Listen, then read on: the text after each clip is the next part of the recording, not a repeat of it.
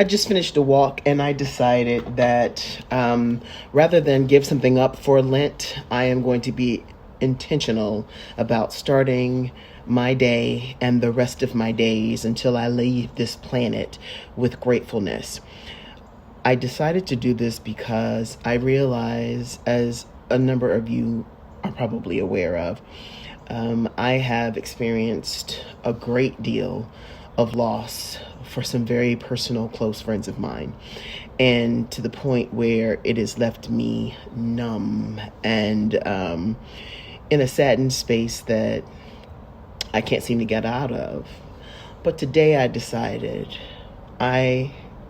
decided to change my mind.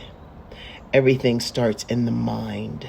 And because of that, starting your day with gratefulness, speaking over the things, no matter how small, no matter how large, no matter how mundane, gives you the ability to see life differently. It's hard to be negative. It's hard to complain when you are just listing the things that you are grateful for, whether it be, Lord, I woke up today. I have the ability to see. I have the ability to walk, whatever it is. So I'm starting my gratefulness by reminiscing on 3 people who I have lost and who are amazingly pivotal in my life, and who I have decided that I'm no longer going to operate in sorrow.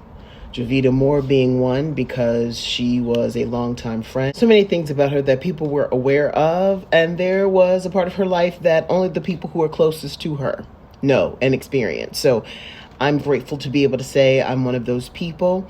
And so I am always going to be grateful for the memories. And rather than look at pictures or reminisce on her with sadness, they are going to give me joy to know that I had the opportunity to be in her life for the period that I was. Number 2, Kelvin Myers. Kelvin, who recently passed away, was an eternal optimist. And I love the way that he was always on the path of discovery, understanding, and even in his last days was trying his best to still have time here on this earth and not allow himself to succumb to cancer. Thirdly, Tracy Braxton. Tracy was always so funny. You never knew what was going to come out of her mouth, and she didn't care. She lived her life on her own terms. I am going to diligently, every day, chase after joy, maintain peace, and consistently operate in gratefulness. Before I go, I also want to say this. Part of this came with the realization when I look back at pictures of me and Javita, or me and whomever, I could look at myself and see a level of just joy, fun, light-heartedness in the picture and in my face that I recognize I have lost when I look at pictures of me now, rather than genuinely and truly being happy or joyous.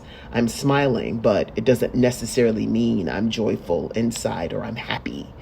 So now I want to get back to joy, happiness, without having to plant it on my face or pretend that that's where I am. I want to genuinely be that.